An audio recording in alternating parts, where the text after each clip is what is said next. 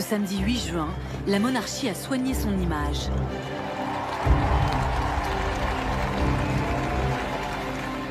Les Windsor fêtent les 93 ans de la matriarche du Royaume-Uni, dans un faste hérité d'un autre temps.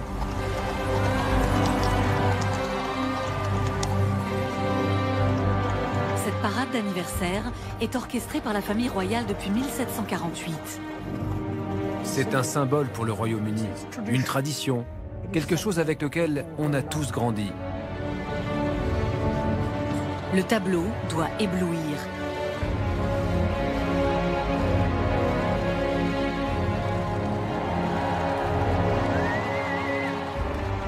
Afficher le visage d'une famille royale parfaite et unie. Montrer que la souveraine règne sur un empire plus solide que jamais. La reine est une femme heureuse. Elle vit ses dernières années en sachant qu'elle a sauvé la monarchie. Car la royauté n'a jamais été aussi populaire en Grande-Bretagne.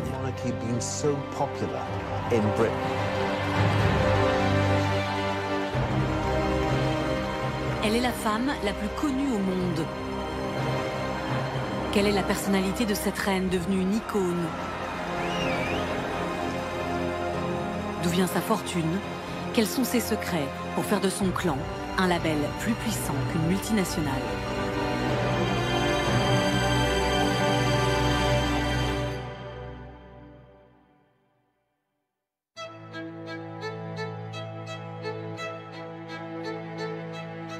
C'est un palais devenu au fil des règnes un symbole à travers le monde.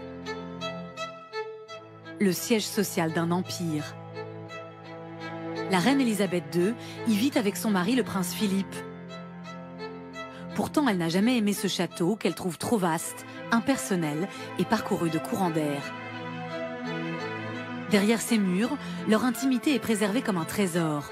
Les remparts sont impénétrables. Le prince Philippe, le duc d'Édimbourg, a l'habitude de dire c'est une entreprise familiale et nous vivons au-dessus de la boutique.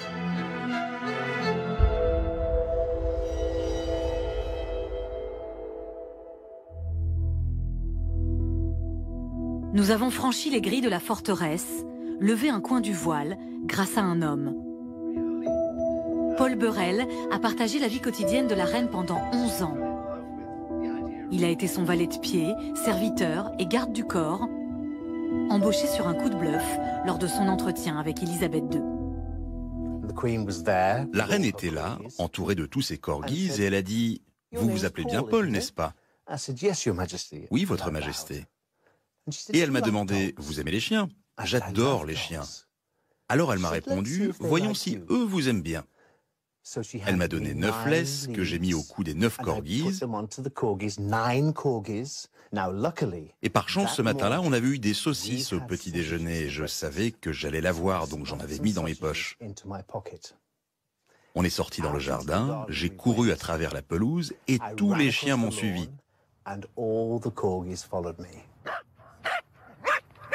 Quand nous sommes revenus, la reine m'a dit « C'est tout à fait extraordinaire, il vous aime vraiment. Je pense que je vais vous garder. » La ruche de Buckingham Palace est organisée en plusieurs départements, avec des personnages clés. Le secrétaire particulier, en général un haut fonctionnaire passé par les services secrets, mais aussi le responsable des finances ou le responsable de l'intendance. Buckingham Palace, ce sont à peu près 600 employés. C'est une ville en soi, avec sa brigade de sapeurs-pompiers, son propre magasin, un pub, des charpentiers, des décorateurs. Il y a entre 600 et 700 pièces. Elles doivent toutes être nettoyées. Et bien sûr, il y a un homme dont la seule mission est de remonter les pendules. Il y en a environ 200. Pour assister la reine dans son quotidien, gravitent aussi autour d'elle 12 dames de compagnie, payées pour la suivre dans tous ses déplacements. Alors les dames de compagnie, là c'est motus et bouche cousue. Et j'en ai connu une quand j'étais lors d'un voyage en province, et je me suis retrouvé à côté de la duchesse de Grafton, parce que c'est toutes des aristocrates ou des très grandes bourgeoises. Et on parle, comme elle est écossaise, francophile, etc., on parle de choses et d'autres. Et puis je lui dis, mais est-ce que vous pouvez me dire quelle est la fleur favorite de la reine? Et elle s'est refermée comme une huître. Elle ne m'a plus adressé la parole.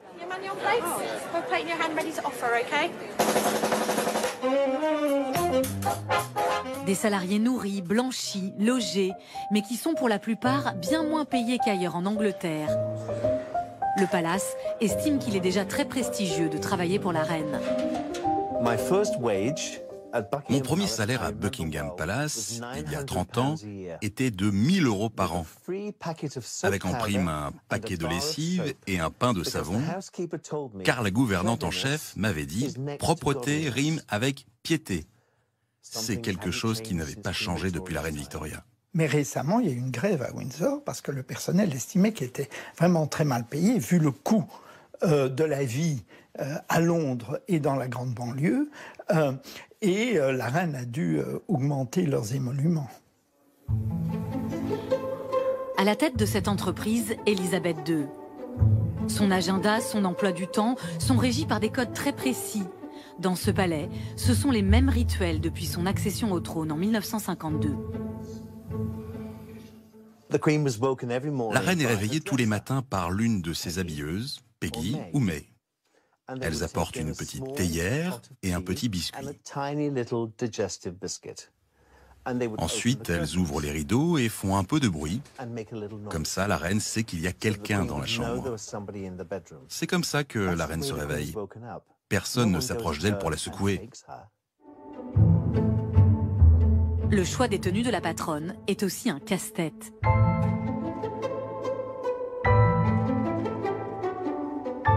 Elle a plus de 500 chapeaux, des centaines de robes. Elle n'a jamais porté de pantalon et déteste le noir. Il faut porter une robe de couleur claire et facilement visible, soit bleu, rouge, jaune, et avec un beau chapeau. Les gens vont s'en souvenir toute leur vie, même si c'est juste quelques secondes. Elle a une formule désormais célèbre, on doit me voir pour me croire. Donc elle porte des couleurs vives, et même si vous voyez passer que son chapeau au-dessus de la foule, c'est quelque chose que vous pourrez raconter. J'ai vu la reine d'Angleterre. Le dressing d'Élisabeth II est un univers à part entière qui a une place précise à Buckingham Palace. La reine n'a pas de vêtements dans sa chambre. Elle ne saurait pas où les trouver elle-même, car ils sont rangés ailleurs dans le palais. Donc chaque matin, son habilleuse entre avec 2 croquis de 2 tenues et elle les pose sur sa coiffeuse. Le dessin avec la tenue que la reine veut porter le matin, elle le laisse sur la table, l'autre, elle le met par terre. Un petit royaume qui, malgré les dorures, tourne à l'économie, imprégné de la personnalité de la reine. Née en 1926, Élisabeth II a connu les privations de la guerre. Sa robe de mariée a même été achetée avec des tickets de rationnement. Dickie Arbiter a travaillé pendant 25 ans à Buckingham. Il a été son porte-parole. Elle aime avoir un mode de vie simple. Elle est économe. Quand elle traverse le palais de Buckingham, si la lumière est allumée alors qu'il n'y a personne, elle l'éteint. Vous l'avez vu faire ça? Oui, je l'ai vu faire. Elle éteint la lumière. Oui, elle éteint la lumière s'il n'y a aucune raison qu'elle soit allumée. Elle est pingre parce que dans l'aristocratie, on peut vivre au milieu des tableaux les plus fabuleux, mais on ne servira pas des repas grandioses. Elle mène la vie d'une petite bourgeoise.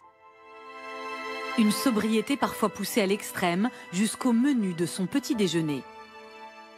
Alors elle a plutôt un penchant de temps en temps pour un céréal, du Special K de chez Kellogg's. Elle aime beaucoup ça.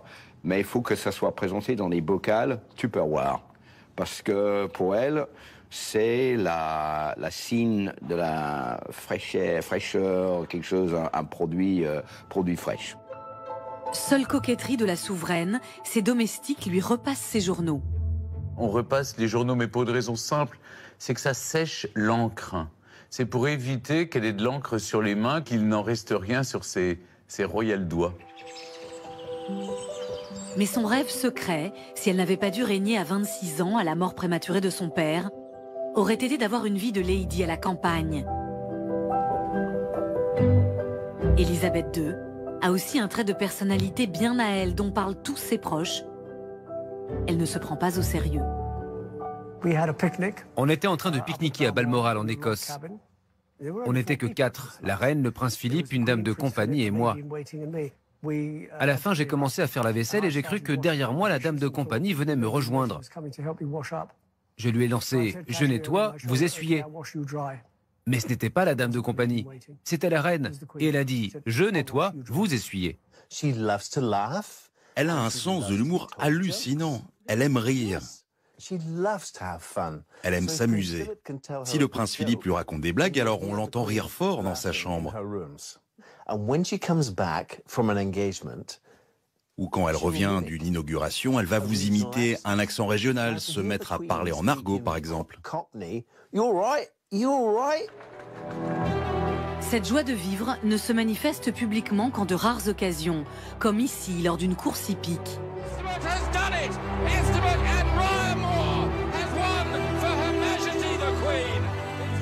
Mais quand il s'agit d'endosser le costume de chef de la fabrique Windsor, le masque redevient impassible. I believe his message of peace on earth and goodwill to all is never out of date. It can be heeded by everyone. It's needed as much as ever. A very happy Christmas to you all.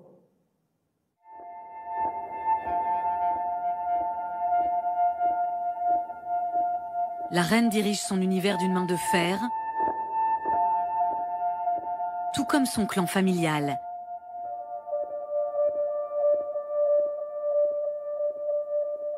Derrière la chef d'entreprise, la matriarche n'est jamais très loin.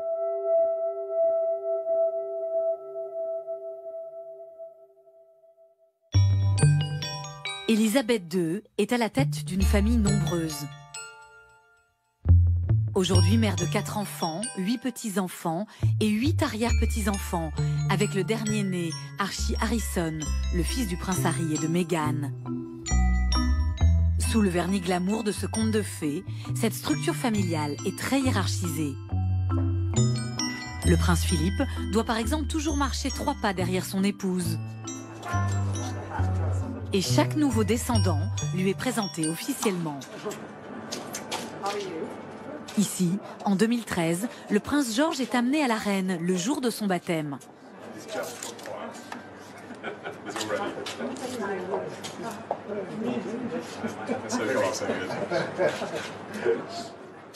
La souveraine a aussi un droit de regard sur les choix conjugaux des membres de sa tribu. C'est même gravé dans une loi qui date de 1772. La reine est une vraie matriarche dans la mesure où les membres du clan, par exemple, doivent avoir son autorisation avant de se marier. Elle est matriarche aussi parce que la quasi-totalité des membres du clan dépendent d'elle en termes financiers. Donc ça crée des liens d'obligés. La reine a exercé ce pouvoir contre sa sœur Margaret au début des années 50.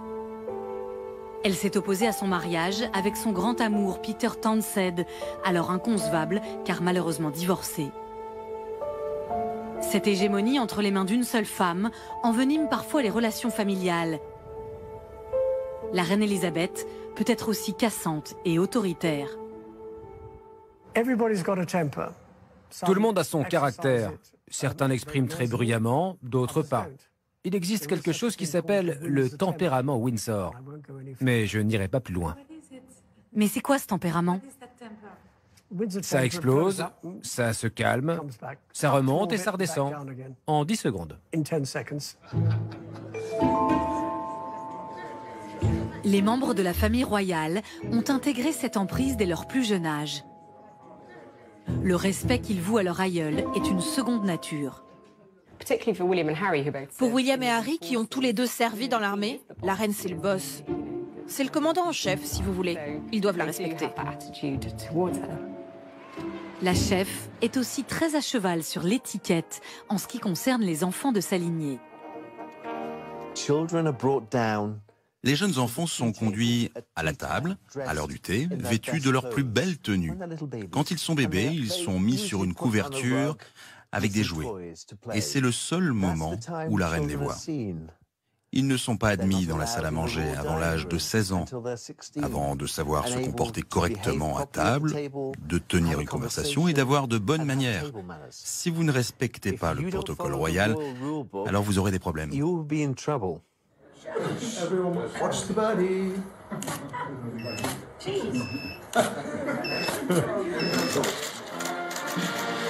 Son aura, la reine la tient surtout de son rôle politique.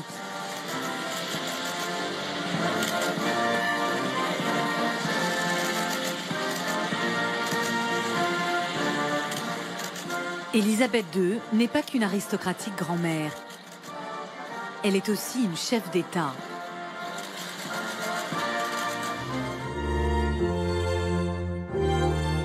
Ce 3 juin 2019, elle reçoit le 45e président des États-Unis, Donald Trump.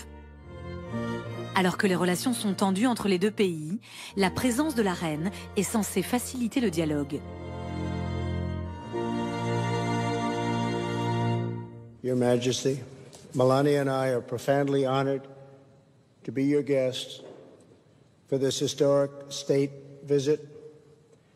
Thank you for your warm welcome, for this beautiful weather, your gracious hospitality, and Your Majesty's nearly 7 decades of treasured friendship with the United States of America.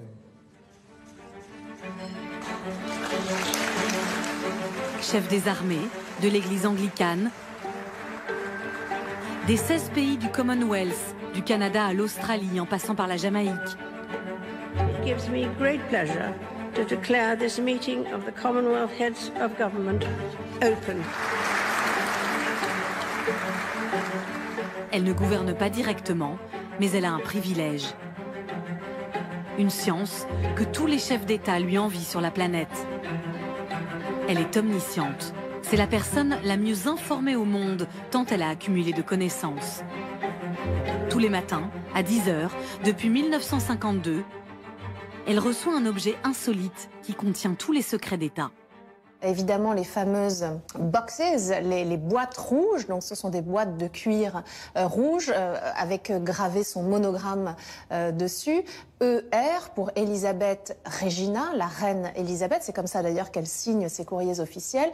Et dedans, on a les rapports, les notes confidentielles, les documents à signer. Il y a quelque chose d'assez, une anecdote assez jolie qui dit que son père lui avait dit: renverse la pile que tu retrouves de documents dans les red boxes parce que on te mettra toujours ce qu'on ne voudrait pas que tu lises au fond.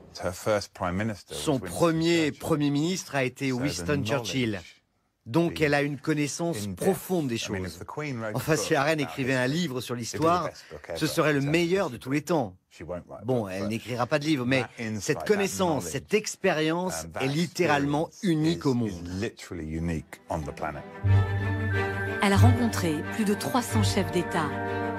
John Fitzgerald Kennedy, Nelson Mandela, qui était le seul à l'appeler Elisabeth. Elle a connu 11 présidents français depuis René Coty, De Gaulle, Valéry Giscard d'Estaing, François Mitterrand. Et bien sûr, tous les premiers ministres anglais lors de rendez-vous intimes. Tous les mardis à 17 h, la reine reçoit le Premier ministre en exercice sans aucun témoin.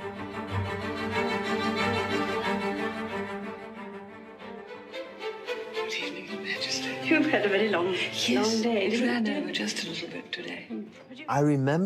Je me souviens de la toute première fois que Margaret Thatcher a été reçue à Buckingham Palace. Elle est arrivée, je l'ai emmenée dans la salle d'audience, puis je suis allé chercher la reine et j'ai dit « Sa Majesté la Reine, Madame le Premier ministre ». La reine est entrée et Margaret Thatcher a fait la révérence à la reine. Est-ce que la reine a le droit de dire des choses? Ah oui, bien sûr, ce qu'elle approuve ou non. Ces rendez-vous sont bien sûr totalement confidentiels, ils ne sont jamais enregistrés, personne n'écoute, c'est strictement entre elle et son Premier ministre. Mais pour approcher The Boss, il est un art qu'il faut savoir maîtriser parfaitement. Toutes ces relations sont corsetées par une doctrine au-dessus de toutes les autres, le protocole. Jean Guéguinou a été ambassadeur à Londres. Il a même dû suivre une formation. On ne baisse pas le corps quand on salue la reine, on ne baisse que la tête. C'est-à-dire comme ça, oui, voilà, on fait ça. Et on ne baisse pas la main. Et qui vous l'avez appris? Ah ben, le maréchal du corps diplomatique, c'était son métier. Il vous a fait répéter? Ah oui, oui, tout à fait. Moi, il m'avait fait beaucoup rire parce que c'était dans un petit bureau à St. James Palace. Et il était très grand et très fort. Et il était, tout d'un coup, il me dit, voilà, je suis la reine. Et alors voilà comment vous faites. Alors c'était très comique de voir ce grand monsieur assez gros, assez rouge d'ailleurs, vous dire ça et vous dire, je suis la reine.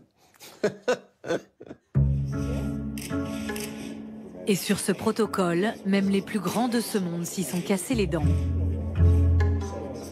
It's all of course, of course. It's always the same thing, isn't it? Techniquement, on n'est pas censé toucher la reine. On n'est pas censé avoir un contact tactile avec la reine. Or, Michelle Obama, qui est très à l'américaine, aux États-Unis, on se câline, on s'embrasse, on hug très facilement, pour une photo, avait pris la reine par la taille. Mais les Américains n'ont pas le monopole de la faute de goût. Jacques Chirac a défrayé la chronique en envoyant des bisous à la foule, et la reine le regarde parce qu'elle n'a jamais fait ça de sa vie, elle n'a jamais vu d'ailleurs un invité qui avait fait ça de sa vie. Mais comme c'est un personnage sympathique, elle lui a sans doute pardonné. En revanche, ce qu'elle n'a pas pardonné, parce que la reine est terriblement attachée au respect de l'horaire. Comme beaucoup de Britanniques, elle est très ponctuelle. Et Jacques Chirac est venu en retard, ce n'était pas de sa faute, il y avait une manifestation d'agriculture, mais résultat, le steak qui nous a été servi était trop cuit et la reine n'était pas très contente. Un protocole érigé en religion jusqu'à ses fonctions au Parlement. Quand elle préside l'ouverture des sessions, là encore, le décor est ancestral. Mr. Speaker, the Queen commands this honourable House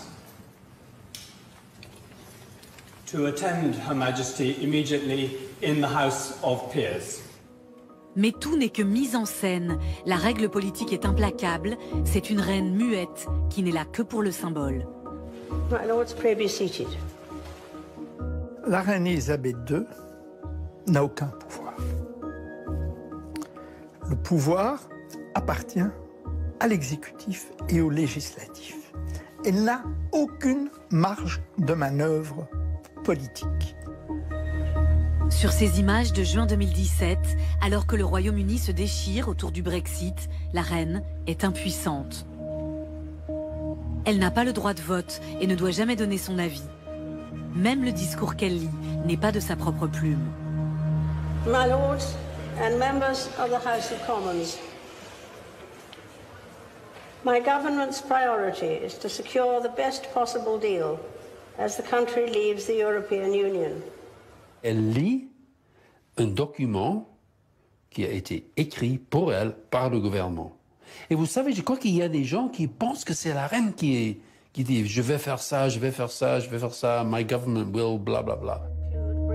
Mais la reine joue souvent avec les symboles. Ce jour-là, son chapeau piqué de fleurs jaunes fait jaser les commentateurs. Il rappellerait le drapeau européen. Est-ce un signe? Est-elle contre le Brexit? Personne ne le saura jamais.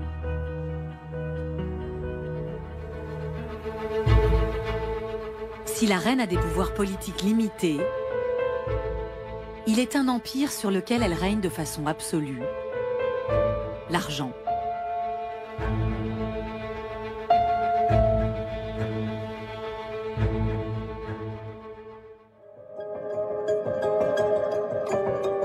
Pour comprendre l'immense fortune de la reine, comment elle gère sa bourse, il faut prendre de la hauteur. Elle est la plus grande propriétaire foncière d'Angleterre. Le domaine de Balmoral en Écosse, où elle passe tous ses étés, vaut 200 millions d'euros. Le château de Sandringham, à l'est du pays, est réservé aux fêtes de Noël, 150 millions d'euros. Il est entouré de 8000 hectares de forêts, de fermes et d'exploitations agricoles très lucratives. Une vingtaine de fermiers travaillent sur ces terres, comme Andrew Jarvis, à la tête de 12 hectares de pommiers. Tout ça, ce sont les terres de la reine. Ça fait quelle taille? De 8 km là-bas jusqu'en bas, vers la côte. Et tout ça, ça appartient à la reine? Oui, tout à la reine.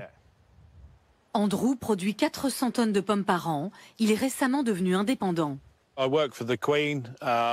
J'ai travaillé pour la reine pendant 20 ans, j'ai repris cette affaire à mon compte en 2013. Je fais la même chose qu'avant, sauf que c'est moi qui suis le propriétaire de la société.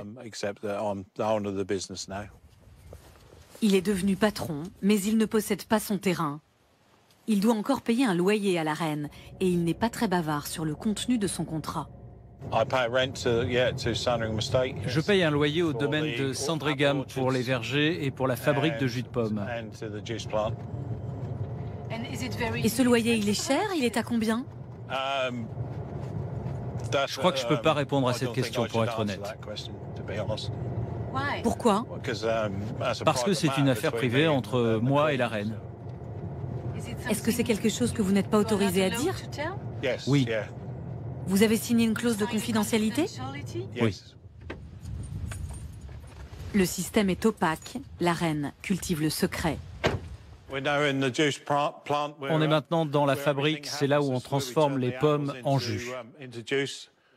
Aucune transparence non plus sur les subventions que les fermiers indépendants reçoivent de l'Union européenne avec la politique agricole commune. Est-ce que vous recevez des subventions de l'Union européenne? Pas directement. Sandringham les garde et me le déduit de mon loyer. Donc je ne paye pas un si gros loyer que ça. Ça faisait beaucoup de paperasse. Des petits arrangements qu'il est difficile de quantifier. En 2017, pour le domaine de Sandringham, la reine a touché 600 000 € de la politique agricole commune. Mais le total de sa fortune personnelle est bien plus élevé. Elle possède par exemple 24 chevaux de course qui lui ont rapporté près de 8 millions d'euros en 30 ans. Certains évaluent sa fortune personnelle entre 330 ou 450 millions d'euros. Cette fortune est principalement issue d'un héritage. Elle provient de son père George VI et aussi de sa mère qui possédait une magnifique collection d'œuvres d'art. En plus de ses biens personnels, la reine jouit d'un capital qui appartient à l'État, qu'on appelle le domaine de la couronne. Des hôtels particuliers somptueux dans le centre de Londres, les palaces de Buckingham et de Windsor.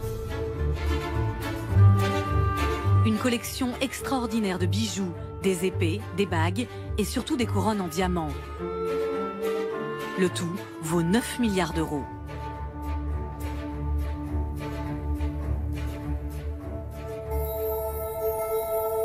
La souveraine a aussi gardé des privilèges qui datent de Guillaume le Conquérant.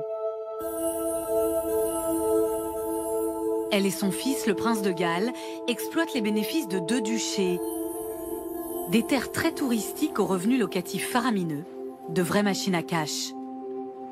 Mais la révolte gronde. À l'extrême pointe de la Cornouaille, gérée par le prince héritier, dans les îles Scilly, des petits propriétaires comme Alan ont acheté leur maison il y a des années, mais elle ne leur appartient pas totalement. Ce n'est pas ma maison, mais c'est ma maison. C'est très étrange. Je trouve ça injuste. C'est un manque de respect envers la démocratie. Alan est propriétaire de sa maison depuis 1980, mais son terrain appartient au prince Charles, qui refuse de lui vendre. Le fils de la reine Elisabeth II bénéficie d'un privilège qui l'autorise à garder la main sur certaines terres.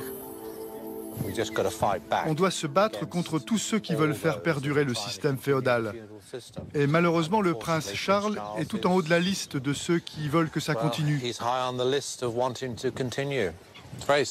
C'est vraiment très triste parce qu'il a un rôle à jouer, mais pas celui d'un seigneur du Moyen-Âge, nous traitant comme des serfs.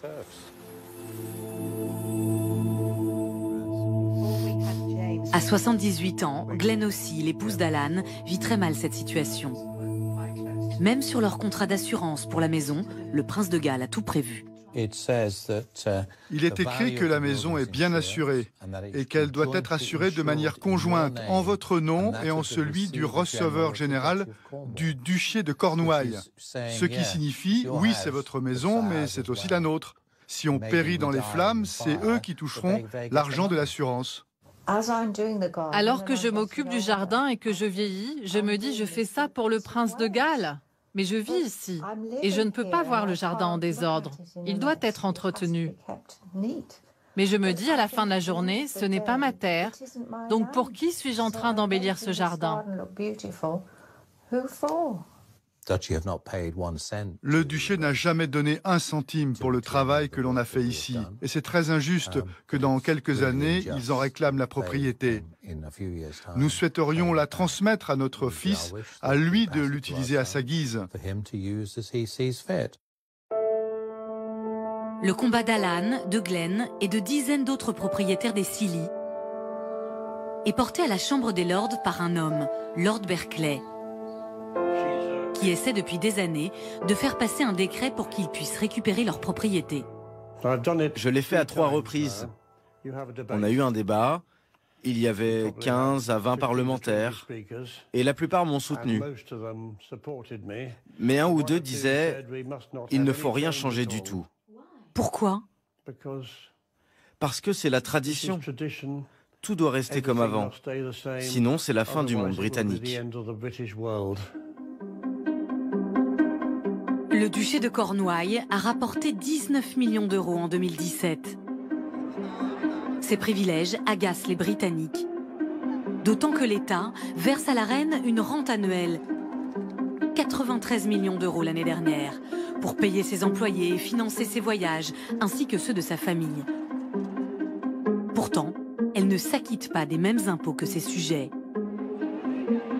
Jusqu'en 1992, elle en était totalement exemptée. Mais après un incendie au château de Windsor, le contribuable est forcé de payer les réparations. Ça ne passe pas. La presse britannique est décidée à lui rendre la vie difficile. Et aujourd'hui, les journaux populaires titraient « C'est la guerre civile, on va la faire payer ». Il est temps qu'elle paye pour son rythme de vie. Elle n'est pas différente. Elle devrait payer des impôts. Elle est censée être la femme la plus riche du monde. Alors pourquoi pas? Je paye, vous payez, il paye. Alors pourquoi pas? Depuis, elle assume les taxes sur ses revenus privés, mais pas sur certains gains de son capital. Et son fils n'aura pas à payer de droits de succession. Pour le patron du Parti républicain, Graham Smith, ce système est absurde et anachronique. Il coûte trop cher au pays. La monarchie doit tout simplement disparaître. 9 ans d'austérité, de coupes budgétaires, des services publics qui luttent. On constate que l'on dépense l'équivalent du salaire de 15 000 infirmières pour une famille. Et c'est une famille de 15 ou 16 personnes.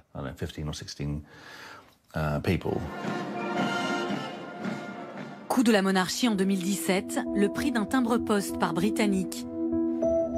Pour les fervents supporters d'Élisabeth II, le débat de l'argent est parfaitement déloyal. La monarchie ne coûte pas cher du tout. On en a pour notre argent grâce à elle. Chaque pays doit avoir un chef d'État, c'est comme ça que le monde fonctionne. La France a un chef d'État politique. Ça lui coûte une centaine de millions d'euros par an. La monarchie, elle, revient à peu près à 60 millions d'euros par an, en frais de fonctionnement.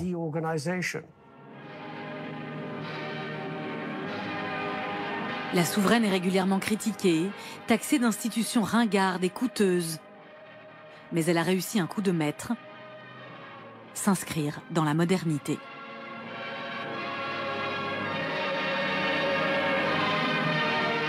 Think what we would have missed if we had never heard the Beatles or seen Margot Fontaine dance, never have watched television, used a mobile phone or surfed the net, or to be honest, listen to other people talking about surfing the net. La reine sait absolument, intimement, que si la couronne ne s'adapte pas à la société, la couronne est condamnée. Et puis c'est quelqu'un qui s'est toujours adapté aussi aux technologies. La reine Elisabeth est la toute première chef d'État à envoyer un email, par exemple, dans les années 80. Elle a ouvert son compte Instagram il n'y a pas longtemps, elle avait déjà son compte Twitter, elle va volontiers visiter les plateaux des séries. Elle a quand même été visiter tous les décors de Game of Thrones. Elle est au fond très curieuse du monde contemporain. La reine apparaît aujourd'hui en phase avec la société, voire branchée. Mais il a fallu une crise redoutable pour la forcer à changer. 1992, les couples de 3 de ses enfants volent en éclats. Le prince Andrew se sépare de Sarah Ferguson. La princesse Anne divorce. Et le naufrage du mariage du prince Charles et de Lady Di s'étale dans la presse. Ma mission était de m'occuper du prince de Galles et plus tard de la princesse de Galles. Ce n'était pas facile, car leur mariage s'effondrait complètement. Mais ils devaient faire bonne figure, comme si tout allait bien, parce qu'ils formaient encore ce grand couple accomplissant de grandes choses au nom de la monarchie et de la reine. C'étaient les plus en vue, mais dans le même temps, leur mariage n'était pas heureux. Et ils devaient faire attention à ce que ça ne se voit pas trop dans leur attitude. 1992 is not a year on which I shall look back with undiluted pleasure. In the words of one of my more sympathetic correspondents, it has turned out to be an annus horribilis. Les déboires conjugaux des Windsor fragilisent la monarchie, associée alors à un mauvais feuilleton. Les tabloïds franchissent la ligne rouge, ils se déchaînent contre Charles et Diana. Cela ronge Élisabeth II. La petite histoire remarquera qu'Élisabeth II vient à Paris le jour de la Saint-Diane, Diana en anglais, pur hasard. Lors de ce voyage en France, en juin 92, elle va même se confier à François Mitterrand et Jack Lang. Ce qui nous a beaucoup touchés, François Mitterrand a été très, très ému, c'est cette façon très humaine avec laquelle elle nous a parlé, je n'ose pas dire de sa souffrance, mais de son désarroi peut-être, au regard des événements qu'elle a traversés. Incendie, divorce, séparation. Et on ne s'attendait pas non plus à ce qu'elle nous confie sa tristesse, disons.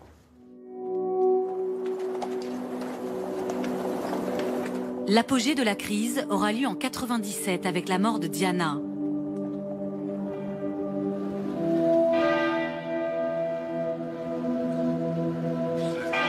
Le monde entier pleure la princesse du peuple. La reine apparaît froide et lointaine. Les journaux titrent « Montrez-nous que vous êtes touché ». Tony Blair, alors fraîchement élu, la convainc de sortir de son silence.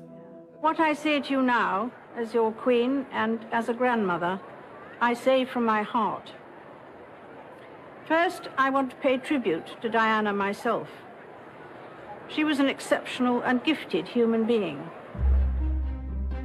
Après cela, pour survivre, la monarchie n'aura d'autre choix que de s'adapter, évoluer. Le 9 avril 2005, la reine accepte le remariage du prince Charles avec sa maîtresse de toujours, Camilla Parker Bowles. 6 ans plus tard, en 2011, pour la première fois dans l'histoire de la couronne, un héritier du trône épouse une roturière. Mais le signe le plus éclatant de l'ouverture de la famille royale est bien le dernier mariage du clan. Celui du prince Harry et de Meghan Markle, une actrice américaine, métisse et divorcée. Elle aurait pu s'opposer au mariage de Harry avec Meghan Markle, mais maintenant elle veut que la famille royale se pérennise. Elle veut que la famille royale, ses enfants et ses petits-enfants soient heureux. Donc maintenant elle accepte certaines situations que jamais auparavant ni elle, ni son père, son grand-père, ses grands-parents auraient accepté.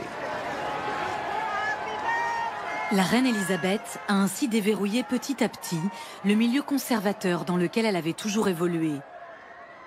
En 2005, cette protestante très pieuse a même fait un pas gigantesque sur le mariage homosexuel. Il y a Elton John qui lui a écrit en lui disant « Écoutez, voilà, je suis marié avec monsieur David Furnish, je suis sœur Elton John. Si j'étais marié à une femme, mon épouse serait Lady John. Et la reine a répondu « Vous avez tout à fait raison, je vais donc, votre mari sera donc désormais The Honorable David Furnish. » Si elle a passé toutes ces épreuves sans faire sombrer la monarchie, c'est qu'Élisabeth II a compris une chose, il faut soigner son image.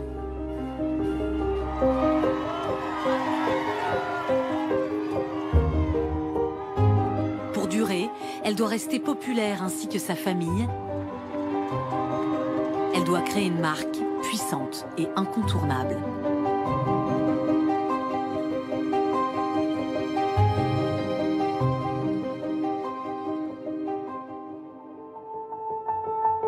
Les Windsor ont toujours été les champions de la mise en scène. Quand Elisabeth et sa sœur Margaret étaient petites, chacune de leurs sorties était un événement.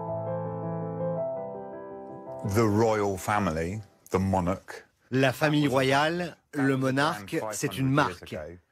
C'était une marque il y a 500 ans, c'était une marque il y a 1000 ans. Cette marque, alors, était basée sur quelle famille pouvait tuer le plus de monde. Il était question de pouvoir, d'influence. Et ce qu'on a vu depuis les 150 dernières années, peut-être les 200 dernières années, c'est l'émergence d'une famille royale qui est une marque alors qu'elle n'a aucun pouvoir. Donc, la survie de la famille royale est basée entièrement sur sa popularité. C'est une marque, l'une des marques les plus cotées en Grande-Bretagne, encore plus que la société Shell. Ce qu'ils font, c'est beaucoup de grandes cérémonies. C'est très important pour la famille royale de donner une bonne image, d'être perçue comme la famille de la nation.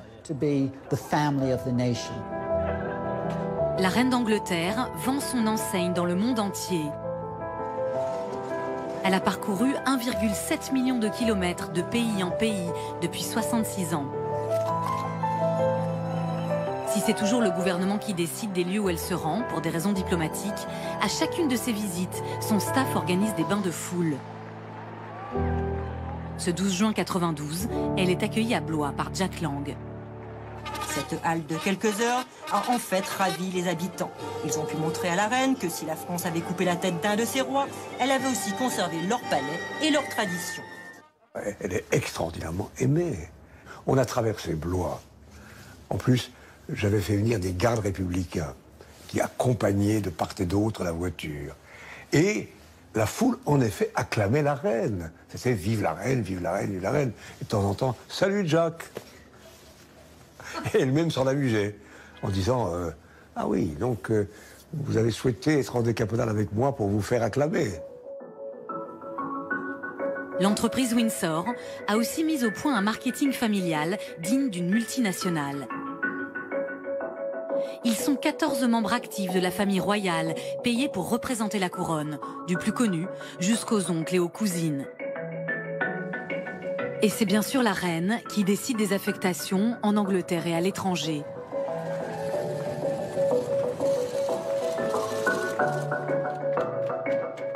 En 2018, le prince Charles a battu tous les records avec 530 déplacements.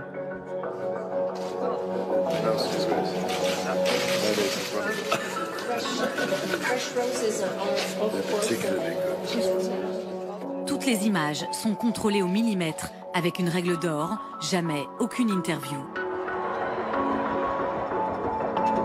Même des têtes d'affiche comme William, Harry et leurs épouses doivent rester distantes mais apparaître sympathiques. How are you feeling, Miss Markle?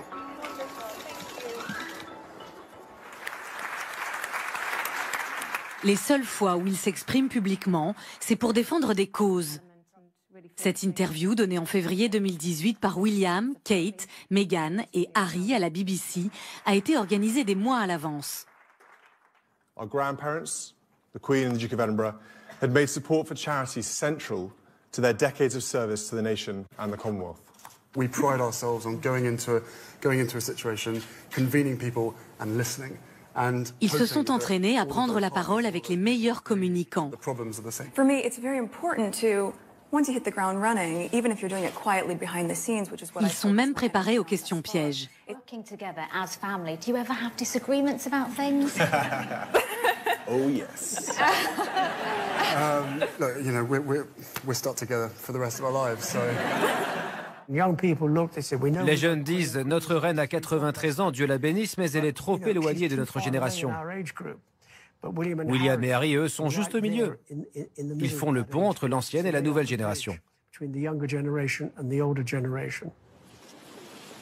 Si Kate a dû attendre 8 ans avant sa première sortie officielle en solo avec la reine,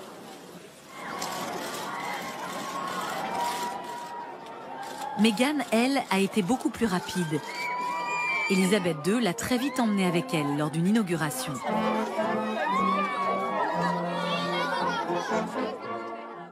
Elle a considéré que Meghan était prête. Meghan, en fait, tout bêtement, a l'habitude de la vision publique, sait gérer l'image, sait gérer les gens. Elle est très très forte, Meghan. Tout de suite, elle a su se mettre à hauteur des gens, être dans le contact, être dans l'empathie. La reine a développé, avec ces milliers de gens qu'elle a rencontrés, un flair, une intelligence humaine qui fait qu'elle a tout de suite accroché avec Meghan.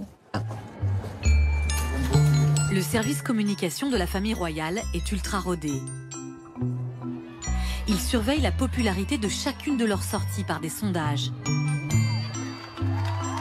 Les nouvelles naissances, les mariages sont autant d'événements qui s'enchaînent sans jamais se faire de l'ombre. Très agréable. Des photos soigneusement sélectionnées sont partagées auprès de millions de followers sur les réseaux sociaux. La dernière fois que j'étais au château de Windsor, il y avait encore une très longue file de visiteurs. Avec le mariage royal l'année dernière, les gens s'approprient un peu de ce conte de fées. Ils veulent voir cette institution ancestrale. Ce qui peut paraître bizarre quand vous n'avez pas de monarchie dans votre pays. Mais je pense que les gens sont fascinés par la vie privée de ces personnalités. C'est comme un feuilleton très glamour qui ne s'arrête jamais. Les icônes royales sont devenues en 10 ans un business. Mugs, t-shirts, drapeaux et même préservatifs. D'après une enquête menée par Buckingham, la vente de ces produits dérivés a généré un chiffre d'affaires de 22 millions d'euros en 2018. Mais il est très difficile de quantifier si la famille royale attire réellement plus de touristes. Quand William et Kate se sont fiancés fin 2010, l'Office du tourisme de Grande-Bretagne a dit que ce mariage serait bon pour l'économie. Et ils affirmaient que la royauté générait plus de 560 millions d'euros par an de revenus touristiques. Maintenant, on voit que c'est clairement faux. En fait, les gens viennent voir le palais de Buckingham comme les touristes en France viennent voir le château de Versailles. Elisabeth II a réussi à rester l'une des figures préférées des Britanniques. 75% de ses sujets disent l'apprécier. Ses successeurs réussiront-ils à faire perdurer l'Empire ?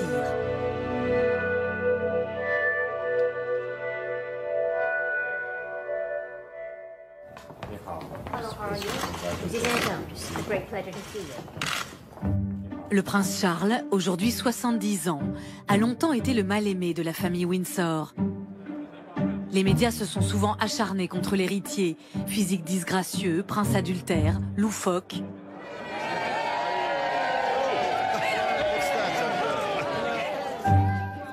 Seuls 24% des Britanniques ont de lui une opinion positive. Pourtant, il n'a pas l'intention d'abdiquer. Non seulement il sera roi, bien sûr, ça c'est clair, c'est hors de question, contrairement à ce qu'a pu véhiculer la rumeur ou l'opposition, que le trône saute une génération et passe directement à William, ça n'arrivera jamais. D'abord parce que William ne ferait jamais ça à son père, ensuite parce que la reine Elisabeth ne le voudrait pas. Au contraire, elle a vraiment préparé la transmission pour son fils. Le prince Charles est donc bien décidé à régner, lui qui patiente en coulisses depuis 45 ans. Mettez-vous à la place du prince de Galles. Il ne peut régner qu'à la mort de sa mère. Il faut qu'il tue sa mère, symboliquement, pour exister, pour faire le métier pour lequel il a été préparé à un âge où, normalement, une personne bien constituée est déjà à la retraite. Charles attend depuis 1952 son tour. C'est pas après presque 70 ans d'attente qu'il va finalement dire « je n'ai pas envie de le faire ». Et on ne peut pas l'évincer. Mais l'héritier le plus attendu, le chouchou, est son fils, le prince William, qui a rapidement endossé le costume, coaché par sa grand-mère. La reine a formaté William et Kate à son image. Kate et William sont des jeunes gens, comme il faut, conservateurs, heureux de l'être, et qui vraiment ressemblent beaucoup à la reine Elisabeth II. Certains de leurs proches s'inquiètent. Sous la coupe de la reine, William et Kate auraient changé, perdu de leur couleur et de leur originalité. J'ai été invité au mariage de Kate et William. Et depuis, je m'inquiète du fait que certains des meilleurs traits de caractère de William disparaissent. Son sens de l'humour, son côté amusant, terre-à-terre. Je crains qu'il ne soit trop formaté par la communication du palais et qu'il devienne un peu distant et détaché.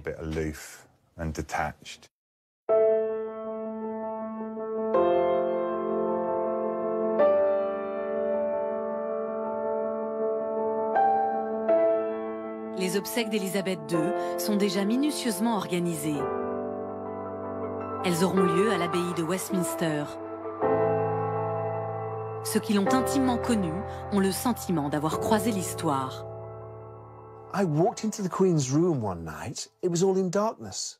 Une nuit, je suis entré dans la chambre de la reine, j'étais debout dans l'obscurité, elle a son bureau, et un rayon de lumière l'illuminait. Et alors elle m'a dit « Paul, pourquoi vous êtes là debout en train de sourire dans le noir ?» Je lui ai répondu « Majesté, si seulement vous pouviez voir cette scène. » Elle était là, assise avec sur la tête la couronne impériale. Et quand j'ai baissé les yeux, elle avait au pied ses pantoufles à poils roses. Et là, je me suis dit, quelle vision extraordinaire. Il y a à la fois la mère de famille et l'État en une seule personne.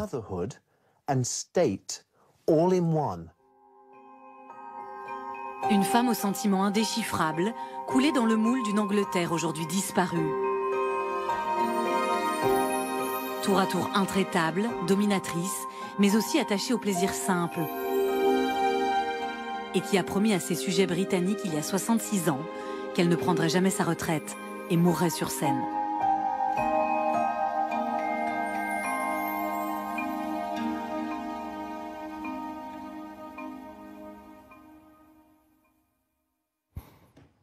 Voilà donc pour cette enquête que vous avez pu suivre sur BFM TV ce soir. Et nous allons continuer à parler de cette souveraine avec nos invités. Je salue à nouveau Frédéric Mitterrand qui est avec nous. Rebonsoir.